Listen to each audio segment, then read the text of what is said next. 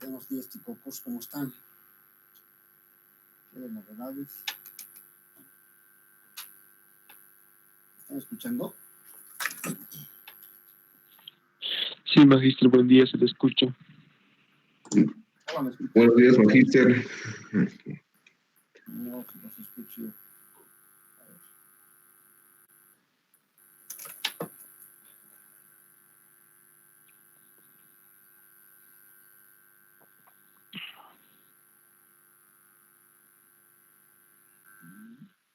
Hola, hola. Buenas, Inge, ¿lo escucha? Ahora sí, querido y buen día, ¿cómo está? Ahora sí los escucho. Es que he visto Buenas, todo bien, Inge, todo bien. todo tranquilo. Qué maravilla. Sí, Inge, todo tranquilo. Bueno, y es hora casi de comenzar.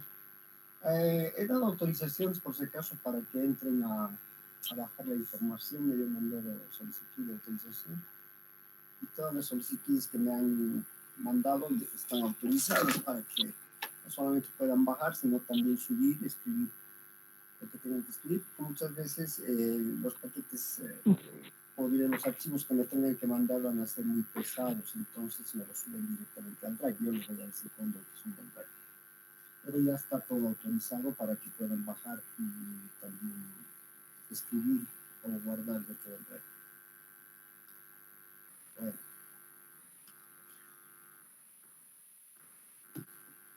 Tenemos que seguir bases de cálculo.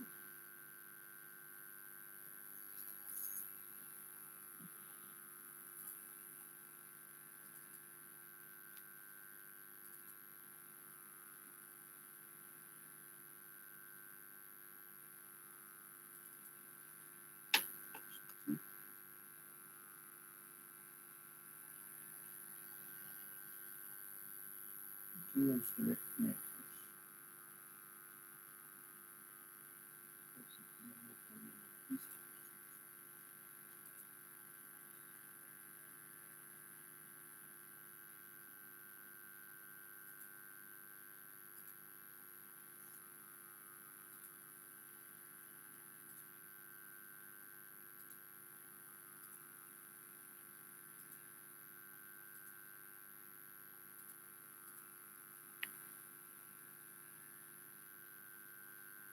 Estamos compartiendo pantalla, ¿no? Están viendo mi pantalla.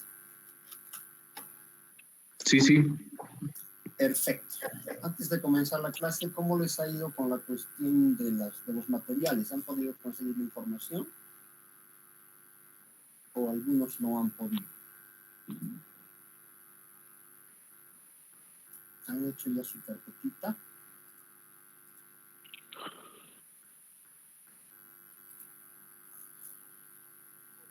¿Qué dice mi estimado Eri? ¿Ha podido? Auditorio. ¿Han podido conseguir la información? Yo, magíster, de los porcelanatos, no he encontrado mucho. Ya. De todas maneras, hay en el Internet para que podamos considerar en función a los diferentes espesores también de porcelanatos. Estos elementos de acabado los vamos a tener que conocer muy bien cuando estemos haciendo el cálculo de una estructura, porque tenemos que cargar la estructura para luego analizarla. Podemos disponer de un tiempo más para esta práctica, dense un poquito de tiempo más, que se yo hasta el jueves. Sigan buscando la información, porque como les digo, después el siguiente capítulo ya es empezar a dimensionar, pero solo elementos aislados, tracción, fricción, compresión. Posteriormente ya vamos a hacer la unión de todo lo que vayamos calculando por separado y empezaremos a hacer estructuras, edificios, y ahí, cuando ya empecemos a juntar todo, cuando estemos en estructuras metálicas, necesitaremos fundamentalmente techos. En edificios ya vamos a necesitar todo lo que les he pedido. Y es bueno tener a mano porque como vamos a hacer ejercicios acá en el aula virtual, y también en la casa no van a perder ya tiempo buscando, directamente van a tener una carpeta donde tengan toda esa información y el flujo de esa información será muy rápido. Por eso les pido que esa información, y no solamente para la materia, esa información les va a servir para todo lo demás. Es decir, esa información hay que guardarla porque es la base del cálculo estructural que ustedes van a venir haciendo o van a empezar a hacer a partir de esta materia hacia adelante. Entonces, esa información es valiosa no solamente para la materia, sino también para otras más. Daremos hasta el jueves, no me tienen que enviar, sino ustedes tienen que tener la información, y he dicho que aleatoriamente iré pidiendo la información para ver cuánto completa está. De todas maneras, se registra como práctica, está ya registrada como práctica, pero no tiene la exigencia de otras que hay que mandar hasta cierta hora, que se... Vamos a ir buscando la información porque todavía tenemos tiempo. Podríamos dar inclusive hasta el próximo martes para terminar esa información, pero no dejen de tener la información. Y al final, los que no tengan, no hayan podido conseguir, entonces vamos a ver cómo compartir la información para que todos tengamos la misma información y que esté completa. Está claro, en el caso de pesos, por ejemplo, ya en los catálogos que tienen para bajar desde Google Drive, ya tienen todo en cuestión de materiales metálicos, es decir, materiales, perfiles que vamos a utilizar en las estructuras. Y gran parte también está en los paquetes de esa parte para los elementos metálicos. Pero todo lo demás tenemos que conseguir. Pueden haber variaciones en esos materiales también, ¿no? Pueden haber fábricas de calamina que consiguen cierto espesor como calamina número 26 o como calamina número 28, y sin embargo estén dentro de la norma, porque la norma nunca es rígida, siempre tiene tolerancias. ¿Alguna pregunta que te quería hacer, Victorio? ¿Está todo claro? Sí. Eso no encontré los demás. Está tranquilo, gracias, maestro. Perfecto, muy bien. Bueno, comenzamos. Siendo las 7:03, según el reloj de la computadora que estoy utilizando. Seguimos entonces con lo que estábamos tratando de presentar. Ya estábamos presentando. Bien, ahí está. Entonces comenzamos a ver otros métodos de ensayo, habíamos de cálculo. En la clase anterior habíamos visto que el método de las tensiones admisibles era muy simple, era definir la tensión admisible. Yo decía que antes se utilizaba este método de las tensiones admisibles antes de la norma ISC 2005, luego fue retirado en la 2005 y fue repuesto en la 2008 con algunos cambios. Lo que se hacía antes era tomar directamente la rotura, y en el 2008 se comenzó a tomar como referencia a la tensión de fluencia. Ese es el gran cambio. Después, todo lo demás es lo mismo. Claro que ese cambio se ha traducido en varias hojas de recomendaciones de la norma. Sin embargo, el resumen que nosotros hemos visto es lo que se aplica en los cálculos estructurales. Vamos a ir siempre mostrando el resumen, si no nos ahogaríamos leyendo. Bien, ¿qué nos dice del método plástico la norma que vamos a utilizar? Según esa norma, nos están diciendo que hay momentos en que los esfuerzos se van a desarrollar en un punto de la estructura, sí, evidentemente, en uno o en varios. Y de repente esos esfuerzos que se van a desarrollar en un punto de la estructura alcanzan el valor límite de fluencia. Es decir, que en ese punto se ha llegado, por decir algo, a los 2.400 kilogramos por centímetro cuadrado. Entonces, cuando ese esfuerzo alcanza ese valor del límite de fluencia, indica que la tensión que va a soportar una probeta de ensayo debería mostrar la producción de ese fenómeno de fluencia, también se llama CDS, por si acaso. Bueno, ¿cuándo tiene lugar este fenómeno de fluencia? Este fenómeno de fluencia, es decir, cuando ese punto alcanzó el límite de fluencia, tiene lugar en una zona de transición entre las formaciones elásticas y plásticas. Claro, el límite de fluencia habíamos visto en el diagrama tensión de formación, que es una transición entre la zona elástica y la zona plástica. Y se caracteriza por un rápido incremento de la deformación sin aumento apreciable de la carga. Por eso es un poco peligroso, si no se va a aplicar un cálculo plástico, un poco peligroso ultrapasar el valor del límite de fuerza. Entonces, cuando hay un aumento rápido de la deformación, sin haber un incremento apreciable de la carga que está soportando la estructura, obviamente que una parte de la estructura, que es esta que estamos analizando, ha de ceder localmente. No quiere decir que la estructura se vaya a caer. ¿Sí? Y cuando digo localmente, es ese punto en el cual hemos ultrapasado por poco el límite de fluencia o cedencia, que va a ceder. En ese momento se produce una redistribución de esfuerzos, ¿no es cierto?, en el mismo elemento que estamos analizando, pero en lugares, en puntos menos esforzados, porque no todos los puntos de un elemento estructural van a alcanzar el límite de fluencia. Hay lugares, sectores que tendrán puntos que no alcanzarán ese límite de fluencia. Entonces lo que pasa es que cuando un punto alcanza ese límite de fluencia, ¿sí?, se puede distribuir esa carga en los otros puntos que lo rodean, que no han alcanzado todavía ese límite de fuerza. ¿Ya?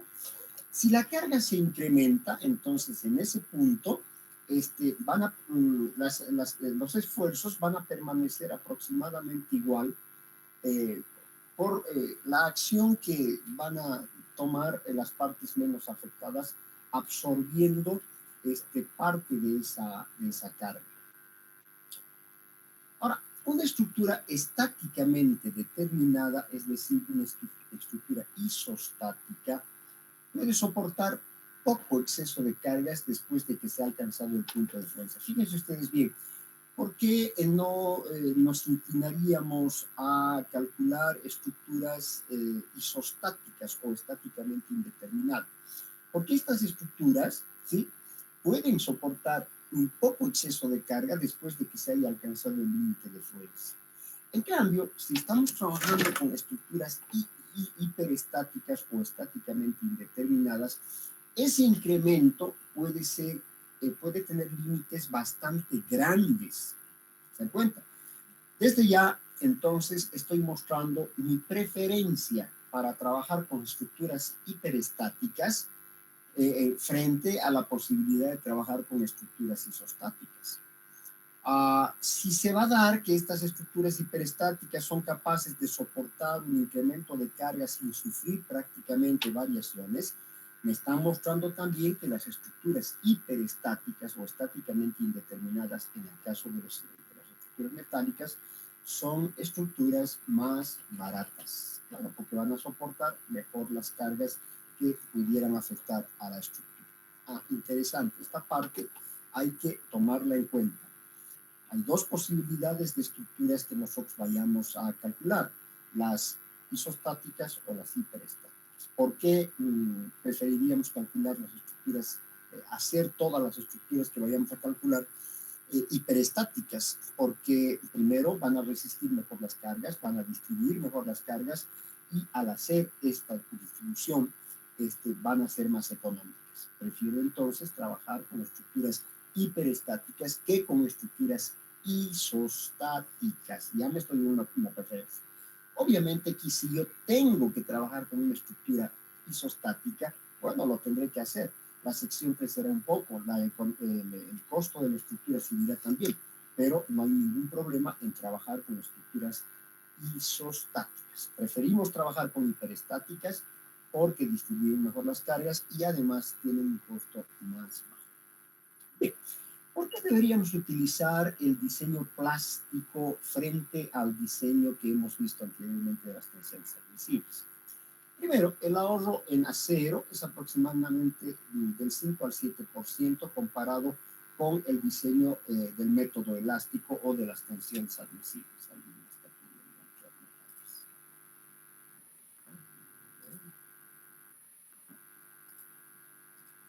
Ya, entonces, esa es la ventaja del método plástico frente al método elástico que hemos visto anteriormente o de las tensiones admisibles.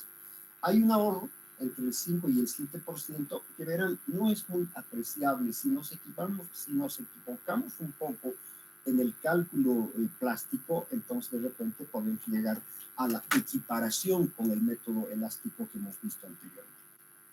Ahora, una gran ventaja que tiene el método plástico es la estimación mucho más cercana a la carga máxima que esta estructura puede soportar mejor. Es decir, que hablando ya de los factores de seguridad, el método plástico me da una idea más cabal del factor de seguridad que estoy utilizando en la estructura. Los otros factores de seguridad que utilizamos en los métodos elásticos, en el método de las tensiones admisibles, por ejemplo, son factores de seguridad empíricos. Es 1,75, puede variar de 1,7 a 1,75, yo siempre uso el 1,75. Es 1,6667, por ejemplo, viene de la característica del material, pero no son valores estables, podrían tener variaciones. Yo estoy utilizando los máximos valores y les recomiendo utilizar siempre los máximos valores. Ahora, para estructuras que son un tanto complejas en la parte geométrica, el método plástico se constituye más simple que aplicar el método elástico. Evidentemente, esa es una ventaja en lo que hace al cálculo. Pero cuando vamos a trabajar con aceros de alto contenido de carbono, y aquí lo estoy recomendando en amarillo, si estamos trabajando con aceros de alto contenido de carbono, que podrían ser aceros de más del 0,3% de contenido de carbono, el método plástico no sirve. Para aceros especiales, estructurales especiales, no podríamos aplicar el método plástico. El método elástico, señor, que hemos aprendido, el método de las tensiones admisibles, sí pueden aplicar sin ningún problema, pero el método plástico no lo podrían hacer si están trabajando con aceros de alto contenido de carbono.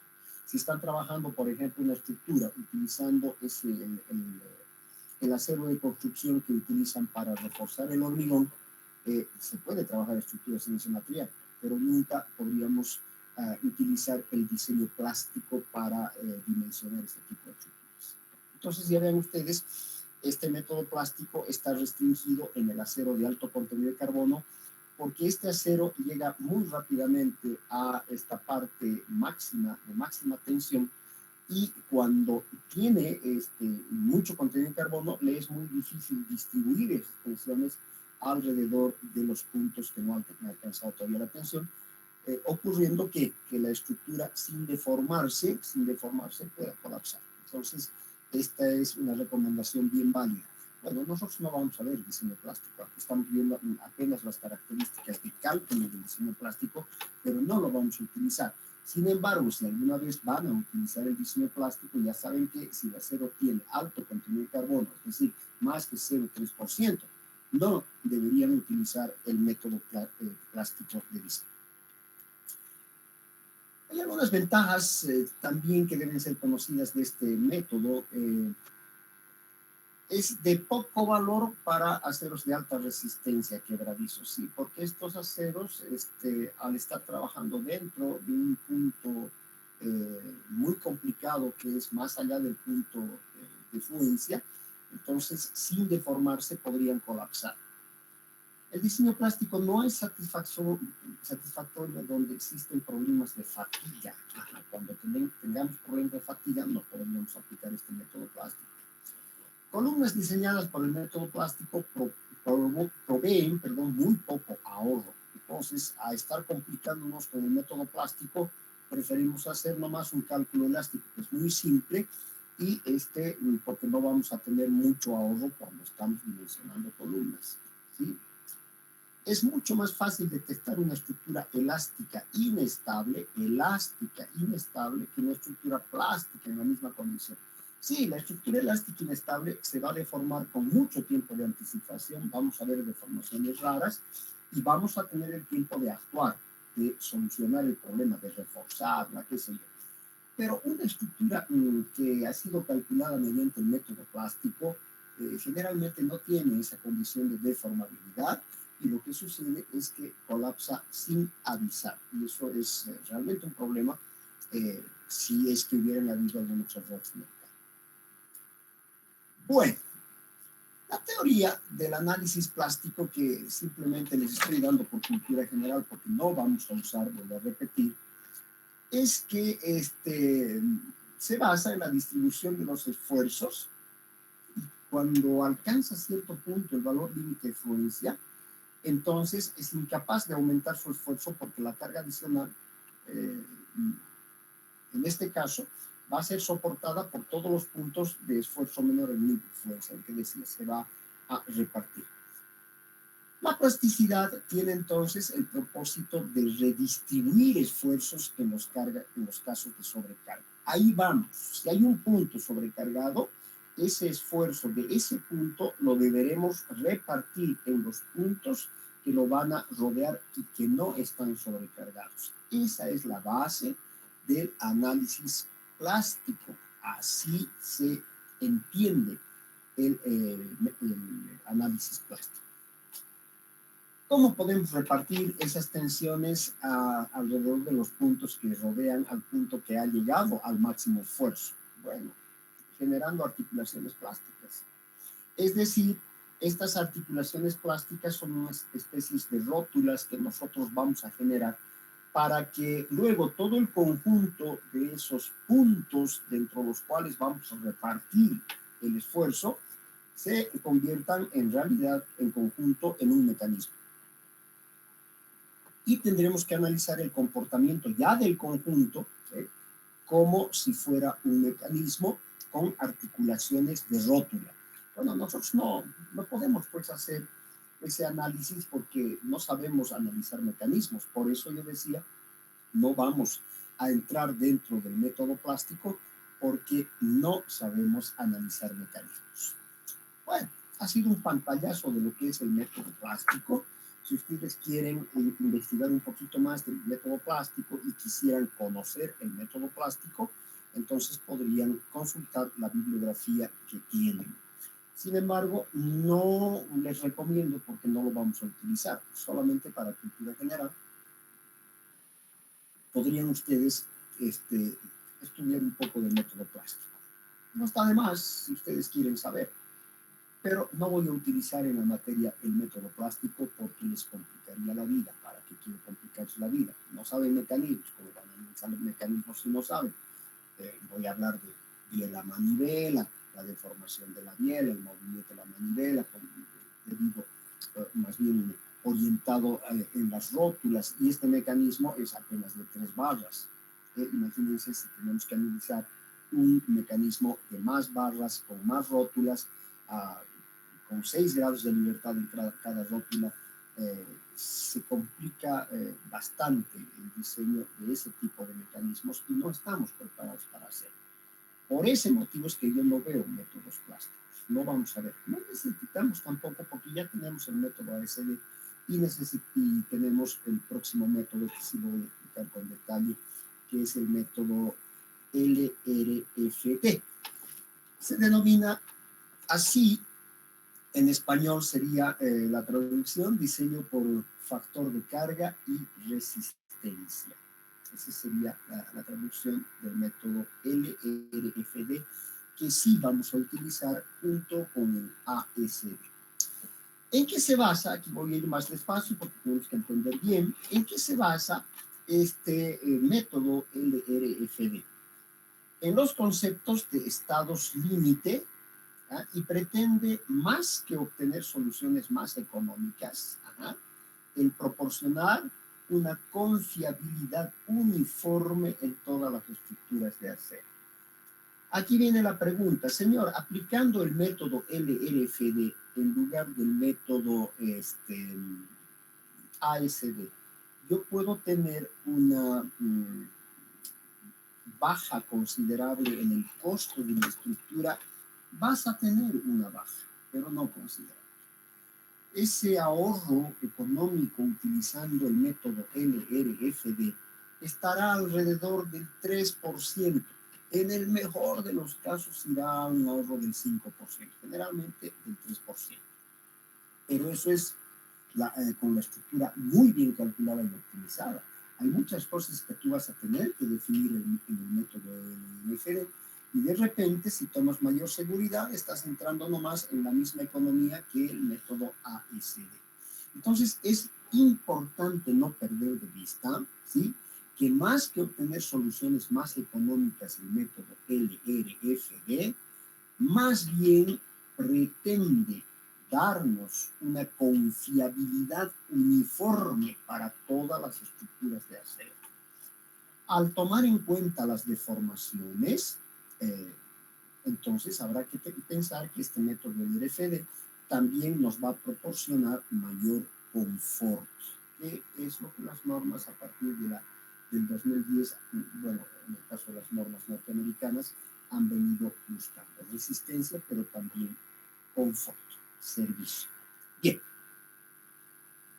Hay factores de seguridad porque este método LRFD se basa también en factores o en coeficientes de seguridad. Si bien estos factores o coeficientes de seguridad se pueden calcular particularmente para cada caso estructural, hay una forma de utilizar los que las normas nos recomiendan. Es decir, tenemos dos caminos para ver el cálculo de estos factores de seguridad que utiliza el método LRFD. O seguimos lo que la norma nos recomienda para diferentes tipos de carga, o calculamos nosotros esos factores a partir de ciertas características de la estructura. Bueno, vamos a ver adelante qué es lo que podemos hacer. A ver, el método LRFD, bueno, es muy largo esto en los capítulos de los libros que explican, pues, a veces redundantemente y en muchas hojas lo que podría ser el método LRFD. Ustedes saben que al presentar una diapositiva lo que nosotros hacemos es sintetizar todo lo que hemos podido leer.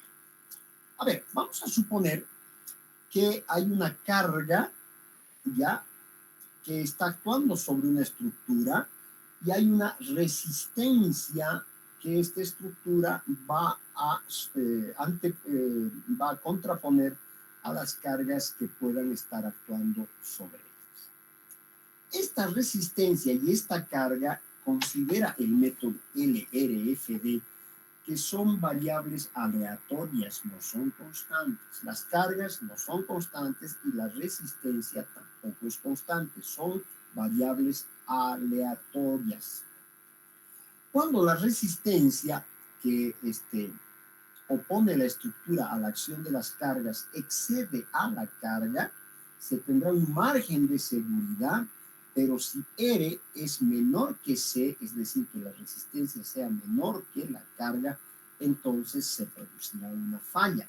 Ese es el criterio básico del método LRFD. Al igual que el método ASD, el método LRFD, mis estimados colegas, no deja de ser un método estadístico, ¿sí? El método plástico es un método que va a analizar punto por punto lo que sucede en cada punto, por tanto no podríamos calificarlo como un método estadístico. En cambio, en los métodos en los cuales trabajamos con coeficientes, ¿ah?, de seguridad, de resistencia, de carga, se llaman métodos estadísticos. Por tanto, el método LRFD no deja de ser un método con base estadística. Esta es la ecuación que deberíamos nosotros cumplir en el método LRFD. Verán ustedes que aquí están las cargas, las diferentes cargas que pueden actuar sobre una estructura, y aquí están los diferentes coeficientes que hacen a esta carga variable aleatoria. Estos coeficientes pueden cambiar, son de diferente valor. Obviamente, afectando a la carga, harán la carga una carga aleatoria. Aquí está una sumatoria, por tanto, tendremos que considerar lambda 1, C1 más lambda 2, C2 más lambda 3, C3 más, así sucesivamente. Y toda esa suma de cargas y coeficientes de afectación tendrán que ser menores o iguales que la resistencia nominal del elemento que estamos queriendo calcular, multiplicado o afectado por un factor global de seguridad que posteriormente conoceremos en valor. Entonces es también una comparación, al igual que hacíamos con el método de las tensiones admisibles, que no teníamos que ultrapasar un valor. En este caso tampoco tenemos que ultrapasar un valor denominado resistencia nominal, que después veremos que es el límite de fluencia. En el caso de las tensiones admisibles, nosotros definíamos un valor de tensión admisible bastante bajo porque afectábamos al límite de rotura por un valor 1.75, lo dividíamos, afectábamos, ese valor era el límite de fluencia, volvíamos a dividir ese valor para encontrar la tensión admisible, lo dividíamos entre 1.6667 y teníamos la tensión admisible que representaba nuestro valor máximo que podría alcanzar un elemento de la estructura.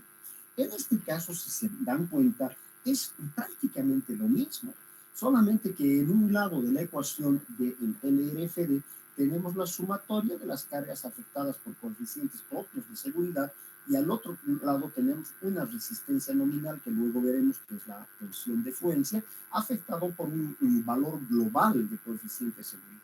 Entonces, prácticamente estamos trabajando tanto en el método ASD como en el método LRFD con bases estadísticas. ¿Estamos de acuerdo? Esta es la ecuación guía entonces para el método LRFD.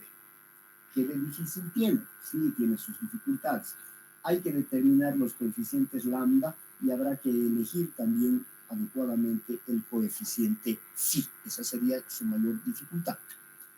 Bien, vamos un poquitito más adelante. A ver, esta resistencia nominal, dice, de acuerdo a la ecuación que hemos visto, es reducida por un factor menor que la unidad phi. Se llama factor de resistencia. Phi se llama factor de resistencia. ¿Está bien? Cuando hemos afectado esa resistencia nominal por el factor de resistencia, ese valor tenemos generalmente identificado como resistencia utilizable o como resistencia usable. O sea que phi por Rn, que es la resistencia nominal, vendría a ser la resistencia utilizable, también denominada resistencia usable, por si acaso. ¿Estamos bien? Bueno, al otro lado de la ecuación ya hemos visto que están las cargas afectadas por esos respectivos factores de mayoración lambda i. Aquí dice L, debe ser lambda i. Bien. Bueno, aquí estamos comparando el límite, el método ASD, que ya lo hemos visto, con el método LRFD. Aquí están planteadas las ecuaciones de diferente manera, pero en ambos casos no deberemos pasar unos valores establecidos. En el caso del método ASD, el valor es la tensión admisible. No la deben... Perdón.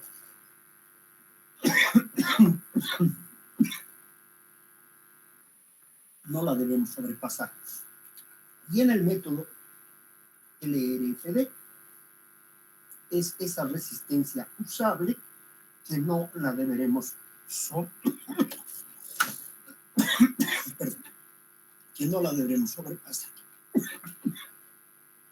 Bueno, vamos a centrarnos más en conocer los valores tanto de esos coeficientes lambda como del coeficiente phi cuando vamos a aplicar el método LRFD. Vuelvo a repetir, el método LRFD, a pesar que tiene una introducción y un análisis complicado, se reduce a la ecuación que hemos visto inicialmente y a la determinación de los valores de lambda y de los valores del factor global phi. A eso se reduce. Bien, para llegar a ver cuánto valen estos valores, debemos nosotros hacer una diferenciación de la nomenclatura que vamos a utilizar en la especificación o en el reglamento LRFD. Aquí se está mostrando, en esta diapositiva, se está mostrando la nomenclatura que nosotros vamos a utilizar. ¿Sí? A todas las cargas permanentes, que le habíamos llamado también cargas, ¿sí? Le vamos a llamar D. Carga permanente D. Ya saben que estas cargas permanentes pueden ser el peso propio o todas las cargas de los elementos que puedan estar incidiendo sobre la estructura. D. Todas las cargas permanentes se van a llamar D cuando estemos utilizando el método LRF. La carga variable de piso la vamos a denominar L. ¿Vamos a utilizar cargas variables de piso? Sí. No creo que utilicemos cargas variables de piso al hacer el cálculo de una estructura de un galpón industrial o un hangar. Tal vez sí en los hangares, porque vamos a tener oficinas. En los galpones, tal vez sí, también podemos tener oficinas, pero solamente en las oficinas. Pero en las estructuras de techo, por ejemplo, no existe esta carga variable de piso. En los edificios sí, es la carga variable de piso, es la carga de utilización que vamos a tener que poner de acuerdo a los valores establecidos por la norma que estemos utilizando. Carga variable de techo. Se recomienda poner una cierta carga variable de techo cuando se están dimensionando galpones o hangares. Yo particularmente esa carga variable de techo no la considero. Considero simplemente un incremento de la carga permanente en el techo que va a ir a salvar la época en que estemos montando la estructura. Por tanto, la carga variable de techo generalmente yo no la tomo en cuenta, aunque la norma me recomendara que tome un cierto valor de carga variable de techo. Yo he dicho que la norma no es una camisa de fuerza, que si yo considero podría no cumplir ciertos aspectos de la norma, pero sin quitarle seguridad a la estructura. Ven ustedes que la carga de viento va a estar definida, denotada por una W, carga de viento, ¿sí? Carga de sismo, vamos a llamar E, la carga de nieve a partir de ahora es esa, S, y la carga de lluvia o hielo sin escarchamiento la vamos a llamar R.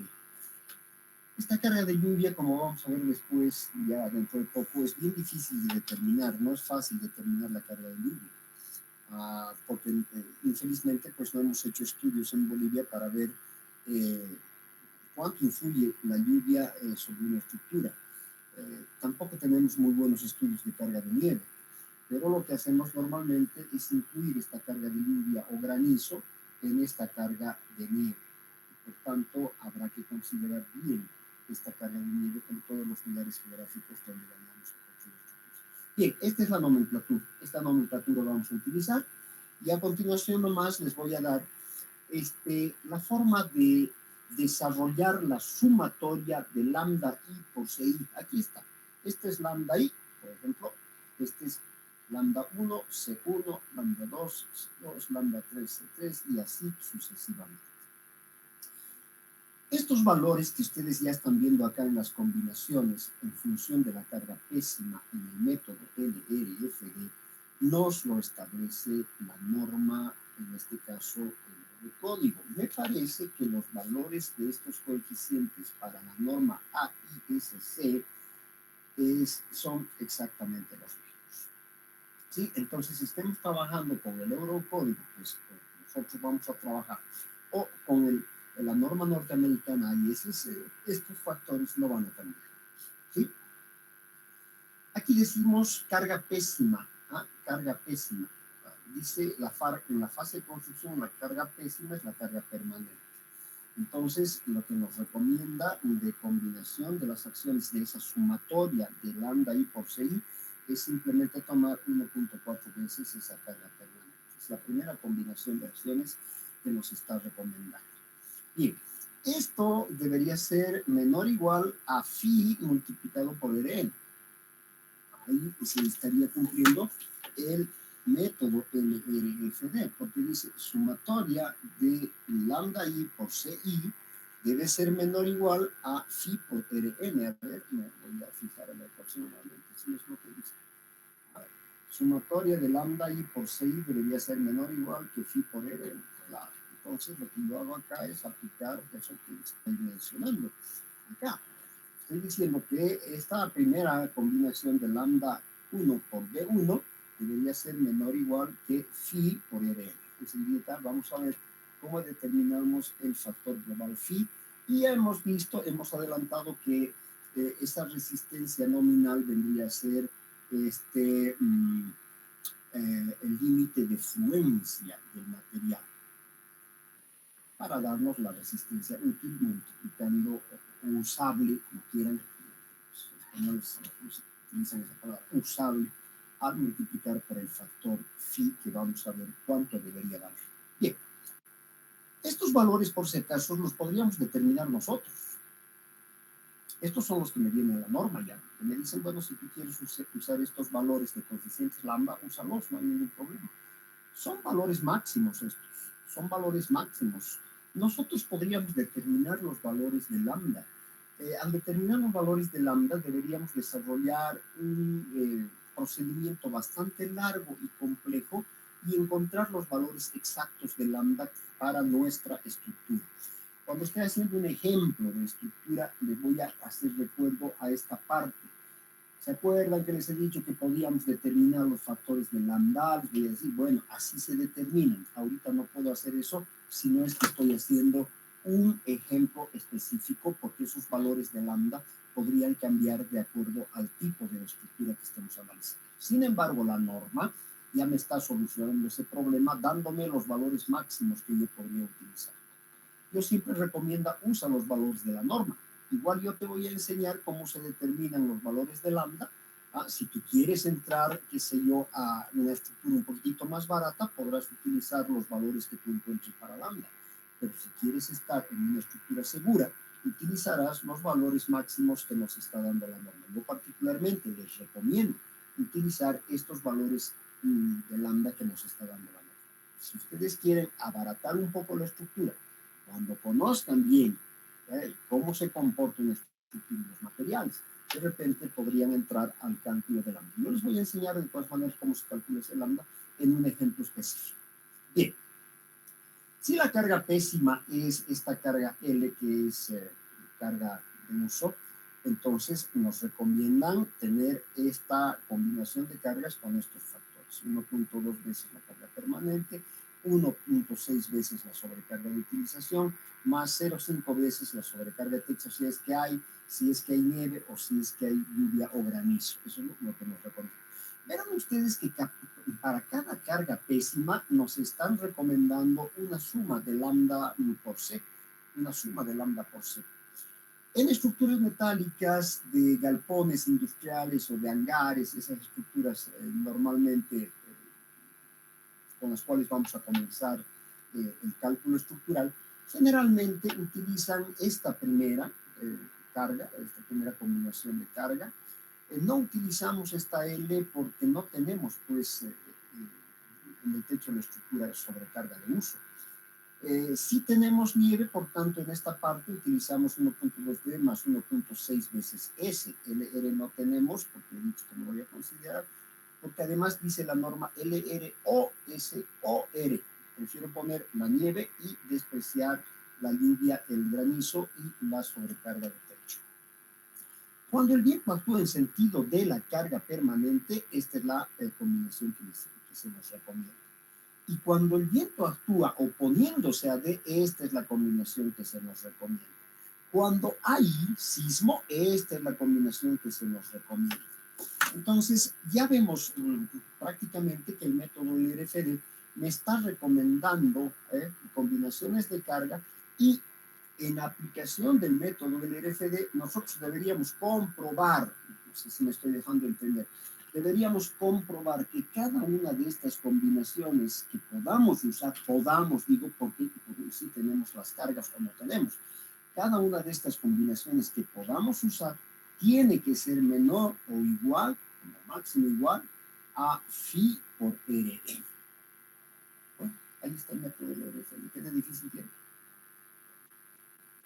La determinación de los coeficientes, sí, es lo más difícil del método del LRFD, pero si vas a utilizar los coeficientes de norma, no tienes mayor complejidad, no tienes mayor problema. Tú utilizas los coeficientes que determina la norma, como en este caso, el eurocódigo, y ya está. Ahora, si tú quieres siempre encontrar los valores, se va a dificultar un poco la utilización del método del LRFD, y en ese caso vas a tener seguramente un mayor ahorro de estructura. Bueno, vayamos a ver cómo se determina este factor de resistencia. Este factor de resistencia se determina por una estadística compleja que se muestra en los libros. Si ustedes quieren leerla, está bien. Yo no haría ese desarrollo porque pues, no me sirve de mucho. esos valores de phi, esto es lo que me sirve, estos valores de phi, nos aconsejan las normas, utilizarlos de esta manera.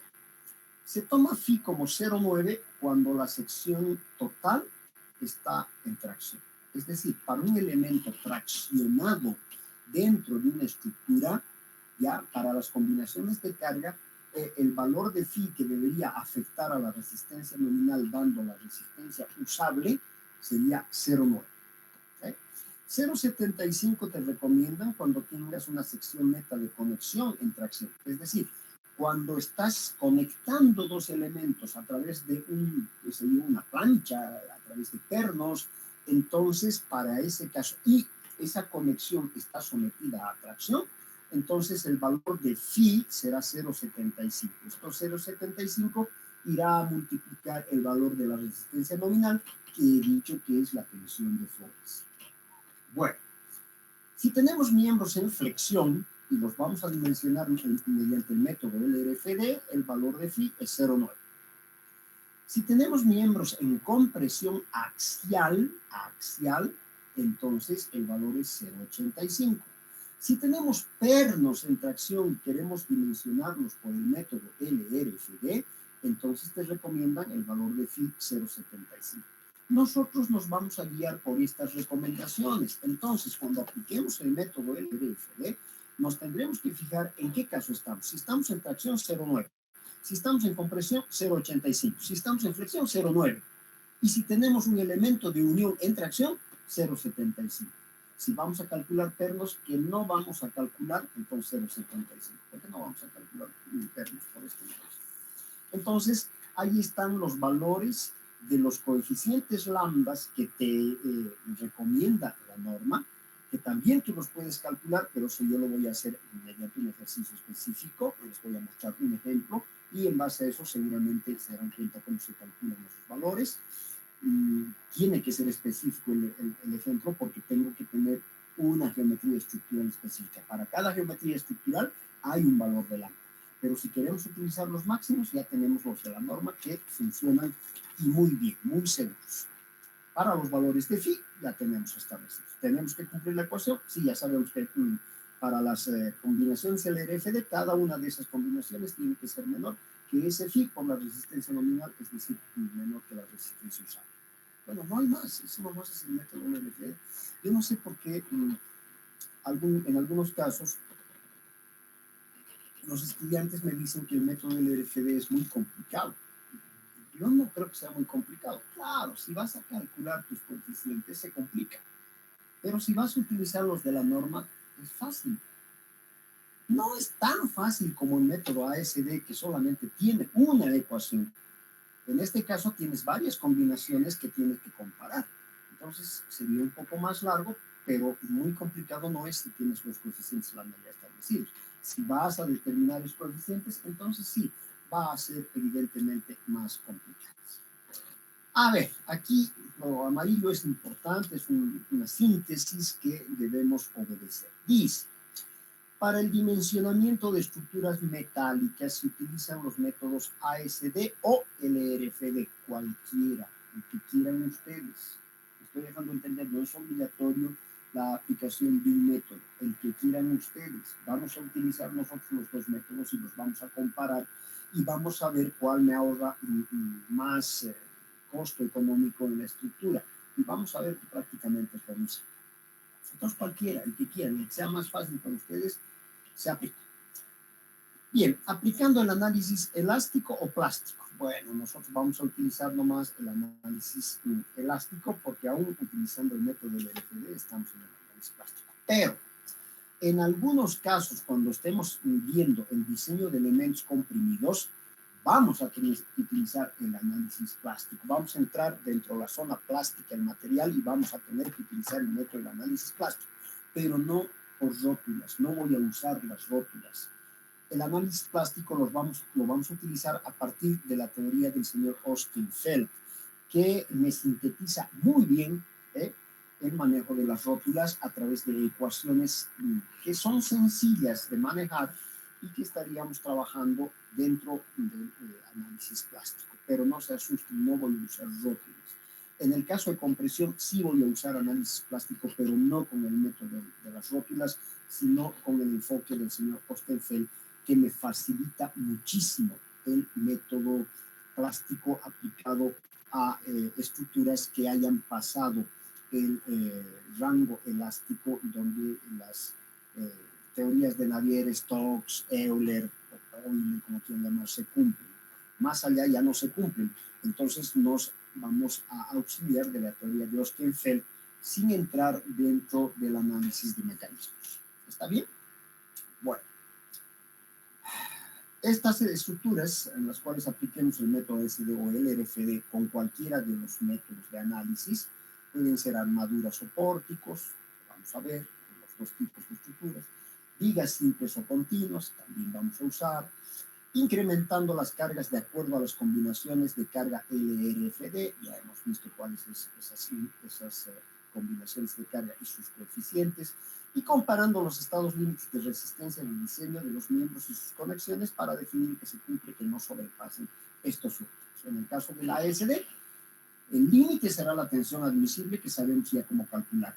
Y en el caso del LRFD, será la tensión usable, que también sabemos cómo encontrar. Será simplemente la multiplicación del límite de fluencia por uno de estos valores de phi, que es el coeficiente global, y se acabó el problema. Bueno, ahí está. Hemos visto los métodos más importantes de una manera bien sencilla, y cuando ya los empecemos a aplicar, nos vamos a tener que acordar de esta base teórica, que es muy simple. No estoy haciendo ningún desarrollo complicado, ningún desarrollo o deducción matemática complicada. Lo más complicado que haremos será la determinación de sus lambda, que tampoco es una cosa del otro mundo. Bien. ¿Alguna pregunta? Porque estamos acabando los métodos de cálculo. Vamos a pasar a las acciones. Los métodos ya hemos visto. Vamos a usar dos nomás, el ASD y el RFD. En el caso de ultrapasar el límite elástico, entonces vamos a tener que utilizar un método plástico, pero un método plástico que no implica el desarrollo de rótulas y de mecanismos. No vamos a hacer eso. Vamos a basarnos en una teoría de un alemán de apellido Ostenfeld.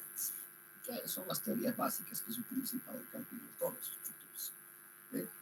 Bernoulli, Ostenfeld, Euler, Navier, Stokes, son las teorías que utilizamos en todas las estructuras. O sea que es predecible el uso de las teorías que vamos a utilizar. Las teorías van a dar lugar a los métodos. Y claro, cada una de estas teorías nos dan un método que vamos a aprender en su momento. ¿Alguna pregunta hasta aquí de los métodos de cálculo? Tienen la palabra, muchachos queridos, si quieren preguntar algo antes que pase.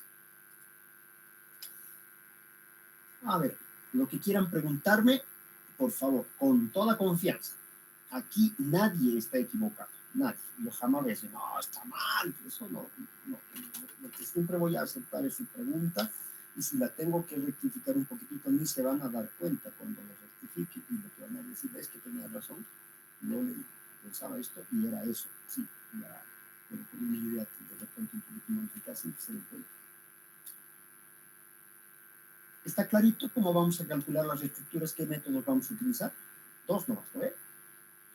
El de las tensiones admisibles o ASD, que se basa en la determinación de un valor de tensión y no ultrapasar ese valor. Y el método del RFD, que se basa en el método de la resistencia y los estados límites de carga. Por eso tenemos que definir esos coeficientes que ya están definidos, multiplicarlo por la carga, por el tipo de carga, esa sumatoria, compararla con la resistencia usable. Bueno, básicamente los dos son métodos estadísticos, basados en la estadística. ¿Hay alguna pregunta, por favor, hasta aquí para que pueda pasar? ¿Está clarito? ¿Está claro? Sí, Inge, está todo claro. Eddie. Todo claro, Inge. Perfecto. Todo claro, perfecto. Vamos adelante entonces. Bueno, dentro de este capítulo bases de cálculo, que yo anticipé que iba a ser aburridito, anticipé porque no puedo mostrar videos, no puedo ver otra forma de de transmitir la información, mis queridos amigos. Después de este capitulito, ya en la última parte de este capitulito, mejora, porque vamos a hacer evaluación de cargas sísmicas, mejora, ya puedo hacer más cosas para que no se me estén aburriendo. Ya falta poco para llegar ahí. Bueno, habíamos hablado de las acciones permanentes y dentro de las acciones permanentes estaba como fundamental parte de estas acciones permanentes el peso propio. El peso propio viene fundamentalmente de la densidad de los materiales que estemos utilizando. Estas son las densidades más utilizadas, referenciales, más utilizadas, referenciales. Cuando yo no tenga el valor, puedo venir a auxiliarme de estos valores de densidad para calcular peso. Ustedes saben que el peso se puede calcular a partir del peso específico. Si se multiplica el peso específico por el volumen, entonces se tiene el peso gravitatorio, o sea, la carga gravitatoria denominada peso. ¿Me estoy dejando de entender? Peso específico por volumen es peso. ¿Sí? Aparte también masa por gravedad, sí, pero masa por gravedad se utiliza en la física básica generalmente cuando ya estamos avanzando dentro de las ciencias de la ingeniería. El peso lo calculamos multiplicando el peso específico por el volumen. Bueno, aquí están, densidad dice, pero son pesos específicos también. Señor, se está confundiendo usted. ¿Qué nos está viniendo a decir? La densidad no es lo mismo que el peso específico, no, conceptualmente no es lo mismo, pero en valores es igual. A ver, ¿cómo es eso? ¿Qué me está diciendo usted? A ver, explíquese. La densidad, ustedes la definen como la relación que existe entre la masa de un cuerpo y su volumen. La densidad. El peso específico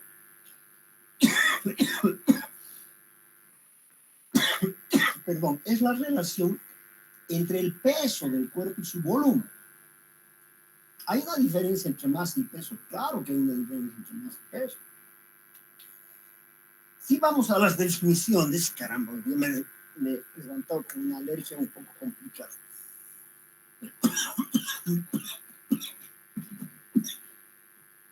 No hay médico que me diga qué hacer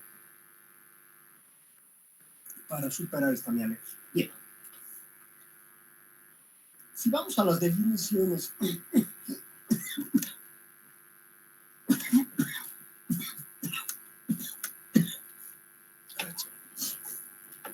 tal vez me resfriado.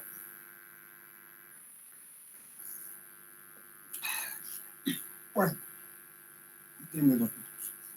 No, es la versión. Bueno, decía, si queremos ser precisos, ¿cuál es la definición de masa y cuál es la definición de peso? El peso se define como la fuerza con la que la Tierra atrae a los cuerpos debido a su campo gravitatorio.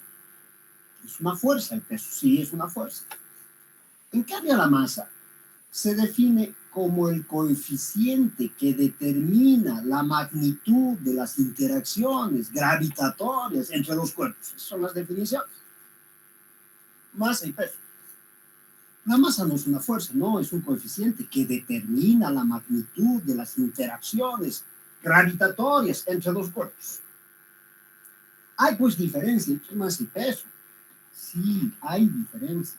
Por tanto, esa diferencia de definición nos hace también la diferencia entre la densidad y el peso específico.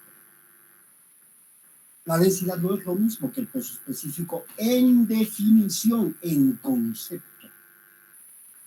Pero no tienen ninguna variación en valor. ¿Me estoy dejando entender? Estos 7.800 kilogramos por metro cúbico que yo puedo tomar como densidad del acero, también lo puedo tomar como peso específico del acero. ¿Cuál es la diferencia? Cuando llevábamos termodinámica, yo no, en la universidad, yo alumno, no acababa de entender lo que me quería decir el profesor. Me explicaba a través de unos coeficientes. Este coeficiente determina que esto sea peso. Este coeficiente determina que sea más, pero yo no veía la variación. Porque ese coeficiente era la gravedad. ¿Sí? Entonces, nos hacíamos un enredo en las transformaciones Y al final descubrí, pero sí es lo mismo. Olvídate de los coeficientes y el valor es el mismo, no cambia. Lo único que tú tienes que saber, ¿en qué unidades estás midiendo? La densidad del acero es 7.800 kilogramos por metro cúbico. Densidad. Este kilogramo es entonces kilogramo masa. Lo que te mide las balanzas cuando vas al mercado, kilogramo masa. ¿Sí? No los dinamómetros, esos miden fuerza. Y si yo tomo el valor del peso específico del acero como 7.800 kilogramos por metro cúbico, ese kilogramo ya no es kilogramo masa, sino es kilogramo fuerza. Ustedes saben que el kilogramo fuerza es una unidad de fuerza en el sistema técnico, que es el que normalmente seguimos utilizando en ingeniería. Si bien nos recomiendan pasar al sistema internacional, los ingenieros antiguitos como yo, caramba, siempre hemos calculado en el sistema técnico y lo seguiremos haciendo, porque hablar de newtons, kilonewtons, cuando vemos esas unidades, no nos ubicamos bien como cuando nos dicen la resistencia de este suelo es 1.2 kilogramos por centímetro cuadrado. Ahí sí me estoy ubicando perfectamente bien. Sé cuál es la resistencia de este terreno y hasta cuánto lo puedo cargar.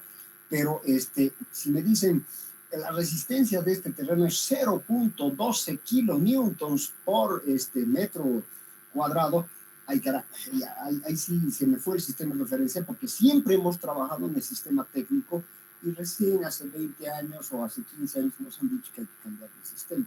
Entonces, nuestra ubicación está más bien dentro del sistema técnico. Por eso seguimos utilizando el sistema técnico. Posiblemente en otras materias, con docentes más jóvenes, estén haciendo el uso del sistema internacional. El problema para ustedes, pues se tiene que adoptar para cada docente. Y no debería ser así. Debemos usar todo el sistema internacional. Bien. Estoy diciendo entonces que estos valores que presentamos aquí como densidad pueden ser tomados también como peso específico. ¿Estamos de acuerdo? Me conviene usar como peso específico, así no tengo que estar convirtiendo, ¿sí? Porque si yo tomo en masa, es masa. Tendría que multiplicar por la gravedad para tener peso específico, pero los factores de conversión que hagan van a tener el mismo valor. 7.800 igual van a llegar, ¿sí? 1.600 igual van a llegar. O sea, los mismos valores con otras unidades, pero nosotros podemos interpretar esas unidades. Si es masa, kilogramo masa; si es fuerza, kilogramo fuerza. Y listo, se acabó el problema. Los valores no van a cambiar. ¿Hay alguna duda aquí? Los valores de densidad y peso específico son iguales, son los mismos. Obviamente que el concepto no es el mismo, ya expliqué, que no es el mismo concepto, pero los valores son los mismos. Si no, tendríamos que hacer una serie de cambios, una serie de coeficientes que nos van a complicar la vida nada más. Lo único que tenemos que ver, si es densidad, es kilogramo masa. Si es peso específico, esto es kilogramo fuerza. Listo, se acabó. El kilogramo masa es la unidad de masa en el sistema internacional, en el SI. En cambio, la unidad de masa en el sistema técnico es el UTM, unidad técnica de masa. ¿Se dan cuenta? Pero la relación es la gravedad. O sea que convertir de un lugar al otro es lo mismo. Y haciendo la relación de conversión de unidades, vamos a llegar nomás al mismo valor. Es decir, densidad y peso específico, digo una vez más, tiene el mismo valor. No es lo mismo en definición, no es lo mismo, pero sí es lo mismo en valor. Ok. Aquí en esta tabla verán ustedes que estamos dándoles ya un adelanto del cálculo de las losas, como son pesos, cargas, qué sé yo, que tenemos que ver. Estas lositas están viendo, fíjense ustedes, de diferentes espesores. Es el canto que le llaman los españoles, como están trabajando con norma europea, la traducción va a ser español. Entonces, el canto de la losa quiere decir el peralte de la losa, el alto de la losa, como quieran. 12, 16, 20, 25, 30, 35.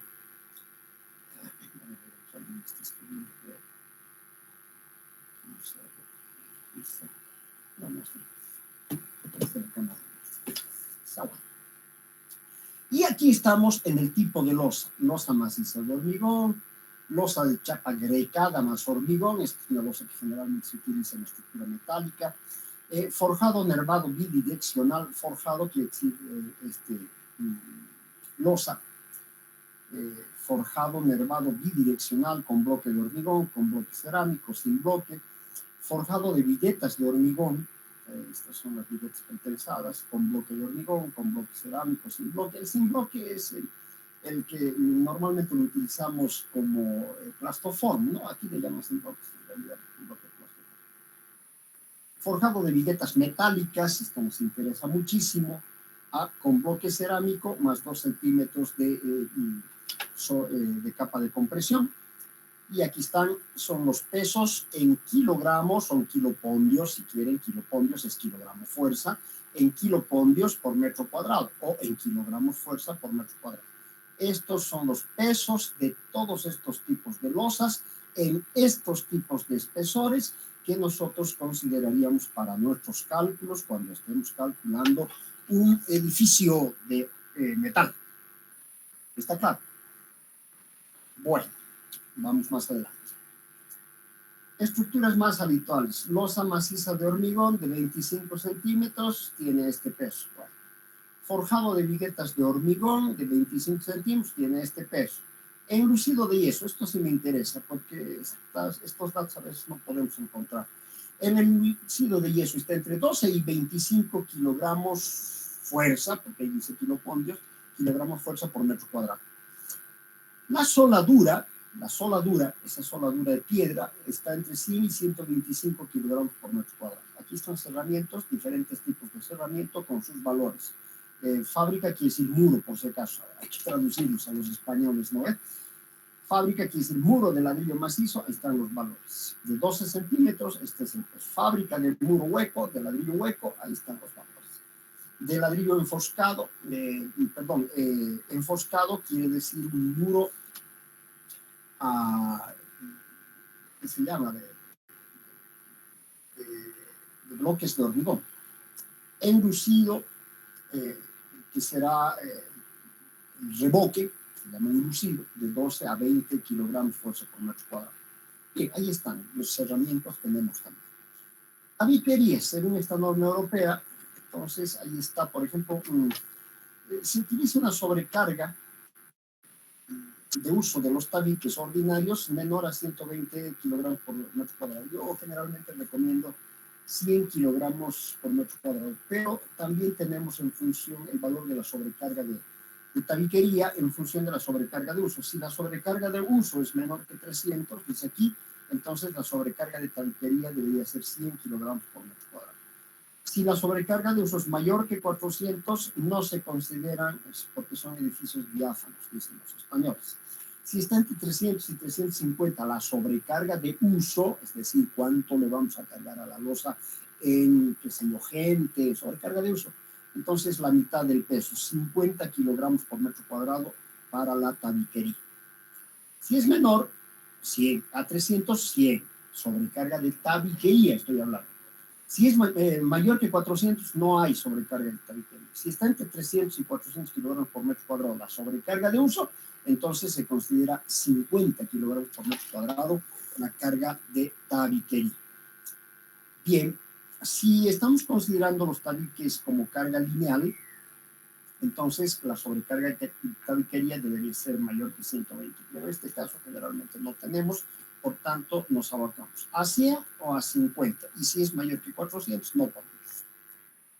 Y tenemos lo mismo, rellenos de tierras, cubiertas. Esto ustedes, es muy general, pues lo que está aquí es referencial. Ustedes han ido a hacer un trabajo, o han hecho un trabajito de investigación bibliográfico para determinar los pesos de las cubiertas. Han determinado los pesos de las cubiertas, ¿sí? Diferentes tipos de cubiertas que las EPIs han encontrado, los valores que vamos a utilizar. A ver, aquí, por ejemplo, las sobrecargas de uso más importantes que nos da la norma europea. Por ejemplo, azoteas accesibles solo para conversación, 100 de sobrecarga. Accesibles solo privadamente, 150. Y así sucesivamente. Viviendas, por ejemplo. Habitaciones de viviendas, 200 de sobrecarga de utilización. Escaleras y accesos públicos, 300 de sobrecarga de utilización. Esto vamos a usar, muchachos.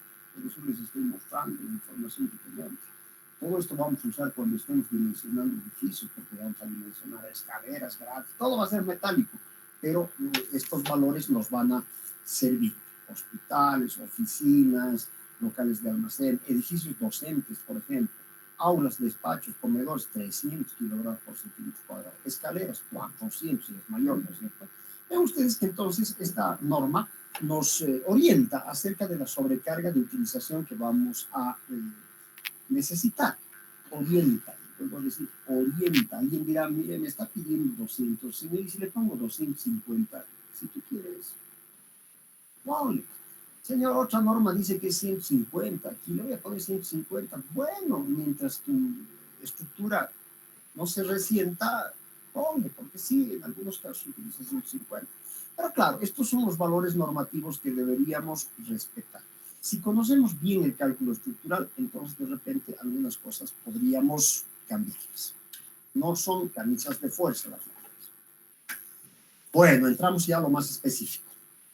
Ya hemos visto todas las cargas permanentes y de dónde podríamos sacar esas cargas permanentes. Todo lo anterior es cómo sacar esas cargas permanentes que necesitamos para calcular nuestra estructura, sea cual sea el método que estemos utilizando y sea bueno, la norma europea que estamos utilizando.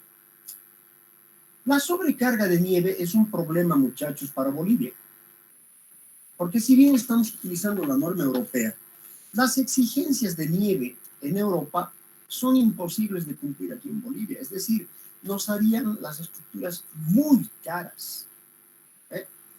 Si nosotros nos ceñimos al pie de la letra a los valores que nos establece el Eurocódigo para Europa, estaríamos sobredimensionando la estructura, porque en Bolivia no tenemos la cantidad de nieve y la calidad de nieve, hablando de su peso específico, que tienen en Europa. No tenemos eso, muchachos. Entonces, ¿qué hemos tenido que hacer? Hemos tenido que ver cuál es la situación de Bolivia. Esta es parte de la investigación que se hizo para proponer la norma boliviana de estructura metálica, que se quedó en el olvido y que yo les había dicho que de repente como una tesis podrían ustedes presentarla y de repente con el paso del tiempo esa pueda ser aprobada por INNORCA, que sea bien hechita, una tesis siempre salvo controlada, donde podremos entrar varios docentes como un comité para hacer esa tesis. Entonces vayan pensando, hay muchas tesis repetidas y hay que ir viendo cómo más se puede diversificar. Bien, para Bolivia hemos encontrado que en concordancia con lo que nos dice la norma europea, deberíamos nosotros reconocer la existencia de 3 tipos de nieve, ¿sí? La nieve recién caída, que los europeos nos dicen que tiene un peso específico de 120 kilogramos por metro cúbico, la nieve prensada o empapada, que está en los 200 aproximadamente kilogramos por metro cúbico, y la nieve seca mezclada con granizo, que los europeos nos dicen que debería estar en 400 kilogramos por metro cuadrado de peso específico. Nosotros hemos tomado esta base, pero le hemos dado más amplitud. Vean ustedes que ahí está nuestra amada patria.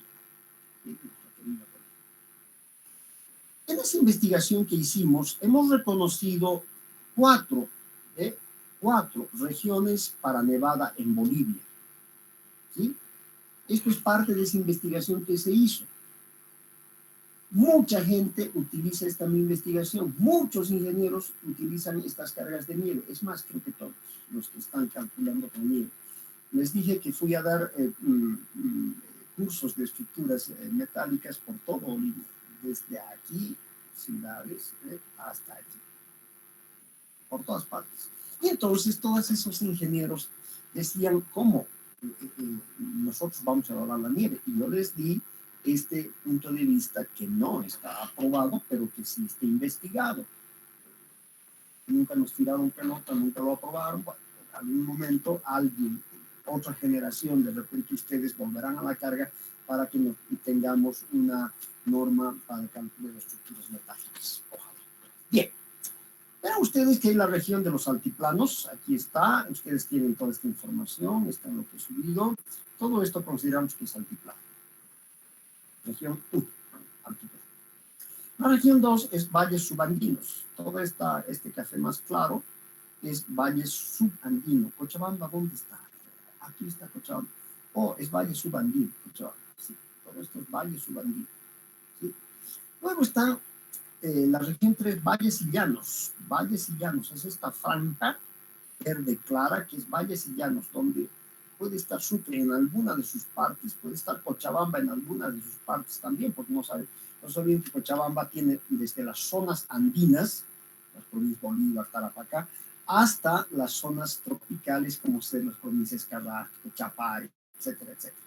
La Paz lo mismo, ¿no? La Paz no solo es altiplano, tiene valles subandinos, los Yungas, qué sé yo, y también tiene llanos más arriba. Y también tiene tierras bajas, La Paz, no todo es altiplano. Oruro sí, prácticamente todo es altiplano. Oruro sí, poco podríamos decir. Y Potosí tiene parte del altiplano y parte de valles subandinos. Bueno, estamos en la región verde claro, donde están estas ciudades que se llaman Sucre, Tarija también, valles y llanos. Y por último, la región 4, que le hemos llamado tierras bajas. Tierras bajas. Qué coincidencia con la media luna. Tierras bajas. ¿Ya? Hemos identificado entonces primero las regiones. Una vez que hemos identificado las regiones, hemos propuesto una ecuación que nos permita calcular la nieve acumulada en las estructuras metálicas que estemos calculando. Todos estos datos que voy a presentar los hemos sacado de Asana, es decir, hemos hecho una investigación bibliográfica de Asana con todos los datos que guarda Asana. Tiene muy buena información Asana, muy buena información. Claro, tiene estaciones meteorológicas muy similares, entonces tiene muy buena información. Nos hemos basado en los datos de Asana. Y hemos utilizado la ecuación que nos propone la norma europea. Carga de nieve es igual peso específico de la nieve por altura acumulada de nieve por el coseno del ángulo de inclinación del techo. Si no tiene inclinación, si es una azotea, por ejemplo, entonces será 0 grados y el coseno de 0 será 1. Esta ecuación es la que vamos a utilizar para calcular la carga de nieve, mis estimados colegas. Esta es la ecuación, ¿está claro? Cn es la carga de nieve expresada en kilogramos fuerza o kilopondios por metro cuadrado. Peso específico de la nieve es el peso específico que hemos visto que podríamos considerar de la nieve expresado en kilogramos fuerza por metro cúbico. Alfa es el ángulo de agua, el ángulo de caída expresado en grados. Y H es la altura de nieve acumulada en techo o en piso, como quieran, de acuerdo a la siguiente tabla. Ajá, H de acuerdo a la siguiente tabla para Bolivia. Región 1, ya han visto ustedes en el gráfico, en la subdivisión que hemos hecho de Bolivia en regiones. La región 1, la altura acumulada debería considerar por lo menos 30 centímetros de altura. Acumulada en techo. Estoy hablando esto de techo. No es lo mismo que acumulada en piso, porque en piso más o menos se va a acumular el doble de la altura acumulada en techo. Hasta a veces un poco más, 2.5 veces la altura acumulada en techo. La región 2, que han visto que corresponde, vuelvo a mostrarles, la región 2, que son los valles subandinos, donde podría estar parte de Cochabamba. De hecho, la ciudad de Cochabamba está ahí. Esa región 2 debería considerarse con una altura de nieve de 10 centímetros. Si alguien levanta la mano y dice, señor, en Cochabamba no nieva. No, es verdad. No es verdad. En Cochabamba nieva. Y lo hace periódicamente. Se está esperando una nevada fuerte en Cochabamba por estos años. Claro, lo que no se puede es predecir qué año va a haber una nevada fuerte en Cochabamba. Pero se está esperando una nevada fuerte por estos años, porque hace más o menos 53 años, y el periodo son 50 años, cayó una nevada en Cochabamba, nevada, que acumuló en piso, una altura de 50 centímetros. Déjenme contestar, por favor. Javierito, estoy en clases, pero dígame rapidito lo que necesita. ¿Está el canaletero?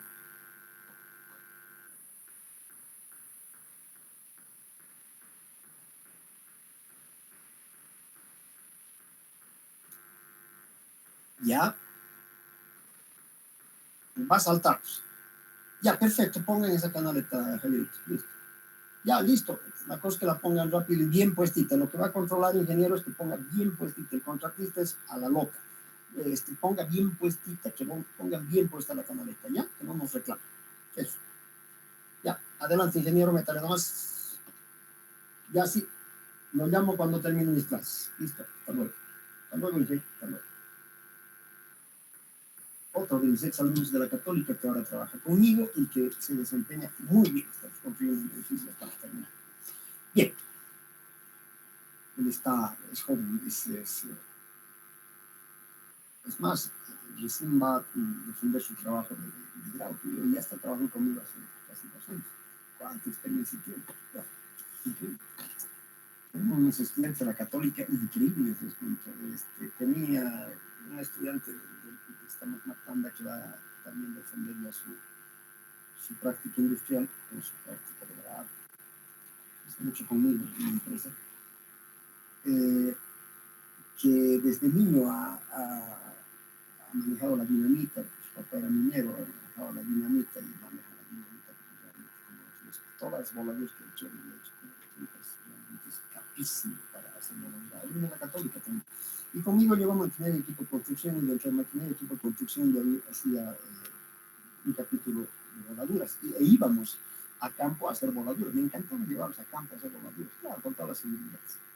Entonces manejaban los explosivos muy bien. Y este muchacho, como ya sabía antes, le aportó la teoría del cálculo de la voladura y el resultado, un capo bárbaro por todas partes, para abrir canales, para volar rocas de caminos. Un trabajo por todas partes. El amigo Trujillo. Bien, de la Católica, todos son de la Católica. A mí me gusta trabajar con mis estudiantes porque los conozco. Así que ustedes también estarán abiertos y van a hacer prácticas pues, aquí en la empresa constructora o en la fábrica, en cualquier parte. Si quieren hacer metal, será en mecánica, si quieren hacer construcción, serán en los edificios que siempre estamos construyendo. Así, a veces hacemos también carreteras, hacen todo. Entonces, tienen las puertas abiertas para sus prácticas, si quieren hacerlos con ningún problema. Bien.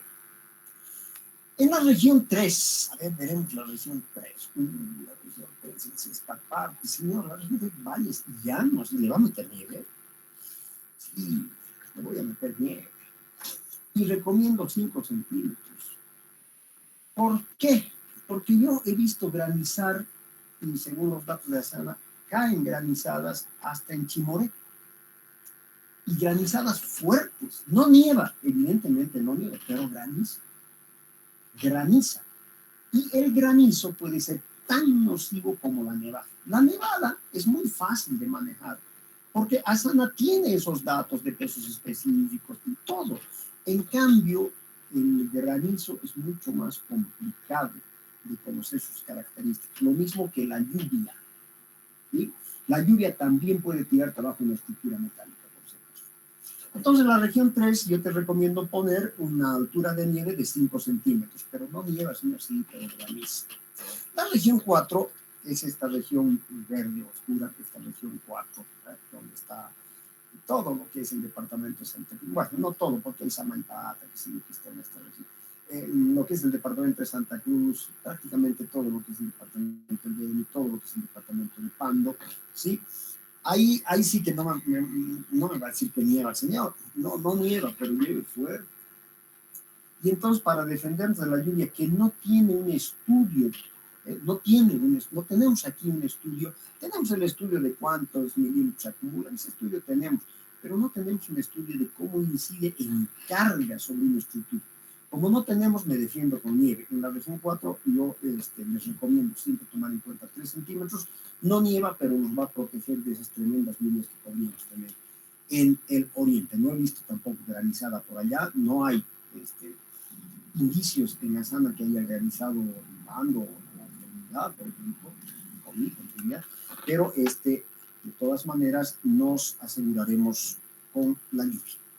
Ahí están los valores de H que vamos a adoptar para la ecuación que vamos a utilizar. H, esta gamma, el peso específico de la nieve. Vamos a ver qué peso específico de la nieve vamos a tomar.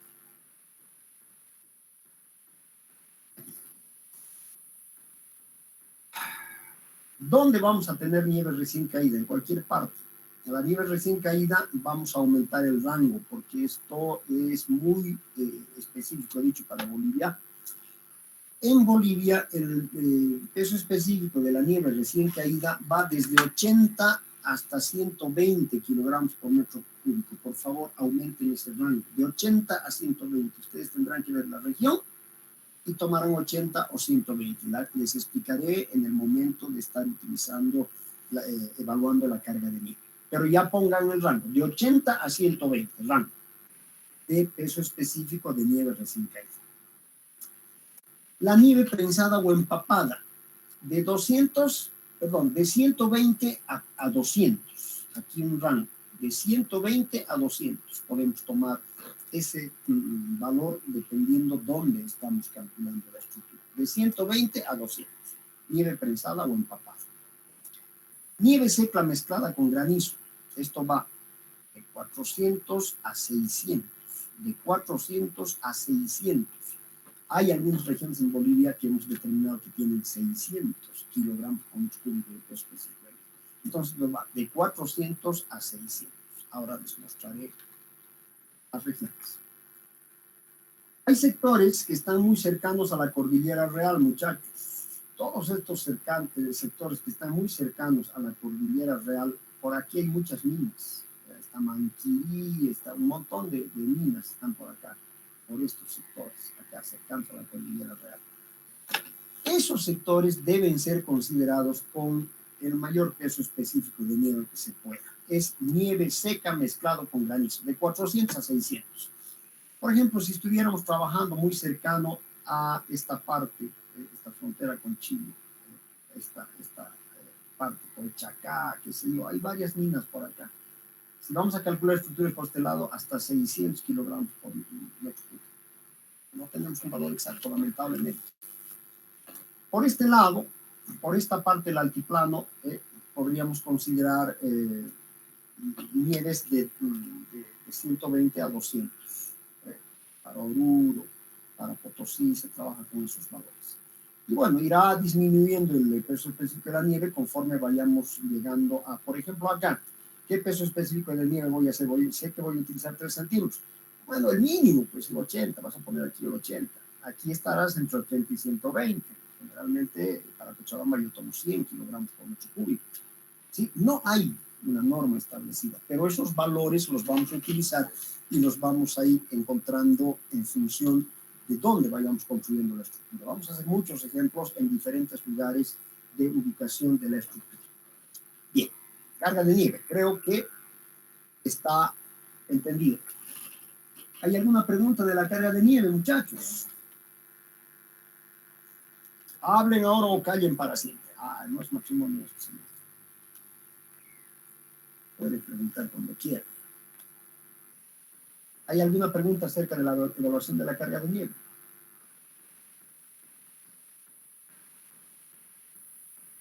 Así vamos a evaluar la nieve. ¿Está bien? De esa manera vamos a evaluar la nieve. Hemos aprendido a evaluar las cargas permanentes a través de las tablas, de los pesos específicos. Ya sabemos cómo evaluar. Generalmente los programas estructurales, principalmente el metal que vamos a utilizar, ya calcula los pesos de los elementos estructurales. Entonces el peso por día ya lo calcula, no tenemos que tener el peso por día, pero sí las demás cargas. El día jueves estoy pensando acabar vientos, que tiene su complicación. Para el día jueves, por favor, les voy a pedir que descarguen. Les mostraré. Aquí dice cálculo de vientos. Están viendo mi pantalla, ¿no ve? Estoy en el Drive. En cálculo de vientos hay unas carpetas de instalación. Se llama autoventos. No estoy seguro, mis estimados estudiantes, si estos autoventos y autoventos 2 están para 32 bytes o para 64 bytes. Generalmente sus computadores ahora vienen de 64 bytes. Si estos estuvieran de 32 bytes, se van a instalar sin problema en las de 64. Pero si fueran de 64 y algunas de sus computadores fueran de 32, tienen que entrar a internet, buscar Autoventos de la Universidad de Campinas, en el Brasil, y están para descarga gratuita, por si acaso. Son gratuitos. ¿Sí? Vean ustedes, creo que estos son de 64. Si necesitan el 32, se lo bajan al 32 y lo instalan. Necesito que para el día jueves ya tengan en sus computadoras instalados estos Autoventos. Así se instalan, los voy a mostrar. Aquí está. A ver, aquí está. Autoventos Arcos, Autoventos Dos Aguas, Autoventos Optimiza, Autoventos Diente de Sierra. Creo que hay más Autoventos por acá. Así, Autoventos Torre. Todo esto se les va a instalar. Es decir, es un paquete de evaluación de vientos muy preciso. Es un poco complicado de usar, por eso quisiera que lo tengan en su computadora para que trabajemos ya desde el jueves conmigo. Si yo voy a ir haciendo y ustedes me van a ir siguiendo. ¿Está bien? Autoventos. Eso necesito entonces que instalen. Eso vuelvo a repetir. Está en el Drive. Si no pueden bajar del Drive, pueden encontrarlo en el Internet. A ver, les voy a mostrar.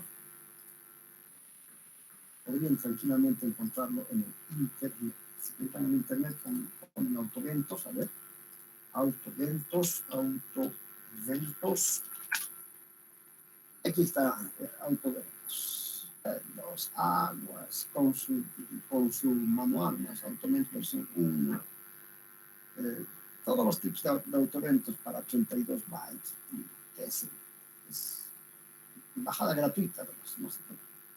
Ya hay portugués, hay en español. No, solo en portugués.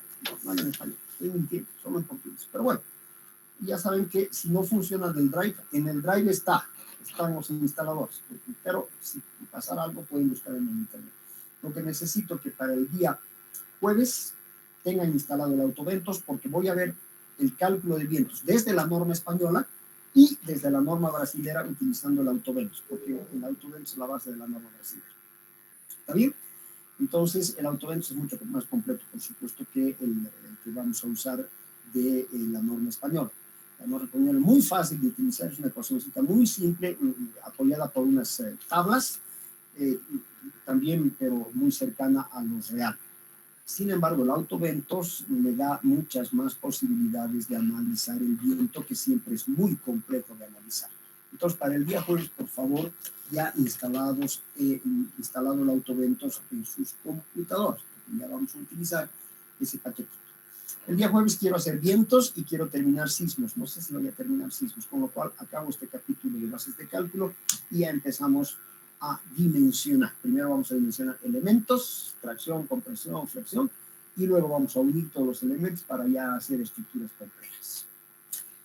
Bien, muchachos, ¿alguna pregunta hasta aquí? Inge, en el Drive hay Autoventos 2 igual, ¿sí, no? Sí, hay. A ver. ¿Y cuál de los dos hay que instalar los dos? Los dos. Sí, está el Autoventos, que es una forma de estructuras, y hay el Autoventos 2, estoy ahorita en el Drive, que es otra forma de estructuras. Entonces hay que instalar los dos. ¿Ya? Los dos. Ya, gracias. ¿Alguna otra pregunta, muchachos? No, solo eso, igual sale con la duda de eso. Perfecto, muchachos. Permítanme contestar. ¿Hola? ¿Hola? ¿Hola, hola? Se escucha, Magister. Bueno. Ahí está, entonces con eso estaríamos concluyendo la clase del día. Si no tienen más preguntas, ya saben, no se me queden calladitos. Si necesitan algo, si quieren preguntar algo fuera de la materia o no, de repente solamente quieren enterarse de algo general, con mucho gusto, no se priven. A mí me encanta conversar con ustedes. Si me jalan la lengua, me quedo hasta las 9:30 conversando con ustedes. Pues sé que tienen que hacer otras cosas, trato de ser puntual. Va a haber días, muchachos, en que nos vamos a tener que pasar. Cuando estemos haciendo ejercicios, yo generalmente no me voy si no acabo el ejercicio. Cuando estemos haciendo estructuras, es largo. Entonces tengo que acabar. A veces nos quedamos hasta 9:15, 9:10. Les voy a pedir ese favor de comprensión, porque después dejarlo para la siguiente clase, perdemos el hilo, no nos damos cuenta bien, tenemos que volver a repetir las cosas. Entonces prefiero nomás acabar. Va a haber algunos días en que nos vamos a retirar un poquito más tarde. Les pido 1000 disculpas por anticipado. Generalmente vamos a ser puntuales, pero algunas veces que estemos haciendo un ejercicio va a ser hasta acabar. Bien, no habiendo más preguntas, no se olviden de instalar el Autoventos, mis estimados estudiantes. Nos vemos el día jueves. Voy a hacer vientos y voy a hacer sismo. Eso es más divertido porque es un poco más complicado. Entonces, ya el día jueves estaremos acabando este capítulo de bases de cambio, como está en nuestro programa. Estamos yendo perfectamente bien a lo programado. No he podido subir todavía el plan global por competencias porque nuestro sistema estaba mal. Claro, otros días es muy difícil, lo que no haces trabajar el fin de semana para subir las cosas, pero no había sistema en el CIA, no sé si está restituido el sistema, nos han mandado un anuncio que están en cambios, apenas esté listo, no creo en la semana, pero el sábado y el domingo ya voy a subir todo el programa de la materia. No he podido hacerlo porque nuestro sistema está cortado.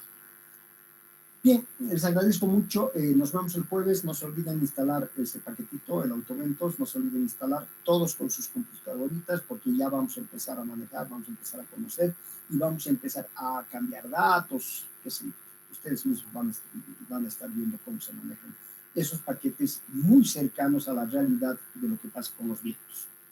Nos vemos entonces, muchachos. Muchas gracias. Hasta luego, ingeniero. Gracias, ingeniero. Hasta luego. Chao, Rolito. Chao, Hasta luego, ingeniero. Victorio. Que les vaya muy bien, muchachos. Cuídense. Hasta luego.